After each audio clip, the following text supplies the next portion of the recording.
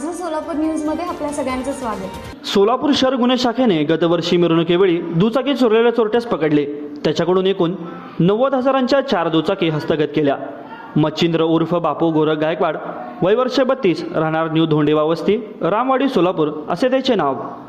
5 April रोजी शहर गुन्हे शाखेचे फौजदार मुकेश गायकवाड यांच्या गस्ती पथकाला एक जण चोरीची दुचाकी घेऊन रामवाडी हॉस्पिटलजवळ बोळात थांबल्याची खबर मिळाली। त्यानुसार पथकाने तिथे जाऊन मच्छिंद्रला ताब्यात घेतले। चौकशीत त्याने गतवर्षी जयंती मिरवणुकीच्या दिवशी रात्री एम्प्लॉयमेंट चौक, रेल्वे स्थानक पार्किंग, रेल्वे लाईनमधील फॉरेस्ट, कुमठानाका परिसरात पारशीवीर या ठिकाणाहून प्रत्येक एक दुचाकी चोरल्याची कबुली दिली। पोलिसांनी त्या वाहनांच्या इंजन व चेसिस क्रमांकाची पडताळणी केली। त्यात 3 दुचाकींच्या चोरी प्रकरणी सदर बाजार तर एकाचा MIDC पोलिसांमध्ये गुन्हा दाखल करण्यात आल्याचे दिसून आले।